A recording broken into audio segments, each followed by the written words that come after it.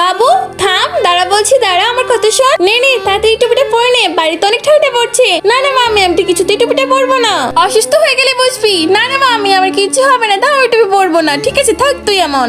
আরে বাবু টুপিটা পরে নিতে। আরে ভাইয়া টুপি পরেনি? হ্যাঁ হ্যাঁ, আমি তো টুপি পরেছি।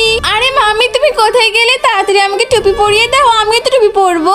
আরে এই তো আমার ছেলেটা তো লাইনে এসেছে। না না টুপি পরে নাও। আরে তোমার ভাই তো ওদিকে গেছে, চলো বাবু তোমাকে একটু বাইকে বসিয়ে দিই। আরে আঙ্কেল শোনো, আমার বাইক আমাকে দিয়ে দাও। ঠিক আছে বাবু, আমি তো বাবুকে সরিয়ে নিচ্ছি। আরে ভাই এদিকে আসুন, এই দেখুন বাবুর তো একটা সাইকেলও আছে।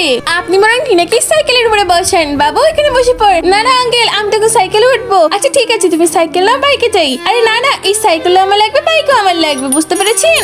তার আগে বলে তোমাকে কে রক্ষা করে, ফেরেশতা নাকি শয়তান? যদি ফেরেশতা রক্ষা করে তাহলে ভিডিওটাকে লাইক করে চ্যানেলটাকে সাবস্ক্রাইব করো, আর যদি শয়তান রক্ষা করে তাহলে কিছু করার দরকার নেই। আর কমেন্ট বক্সে অবশ্যই আমি লিখে যাবে। বাদ দে বাবু, তোকে সাইকেলে চড়তে হবে না, বাইকে চড়তে হবে না, তুই আমার কাঁধে উঠে চড়। চল আমি এভাবেই তোকে নিয়ে ঘুরবো। মাম্মি আমাকেও কাঁধে নিয়ে ঘোরো।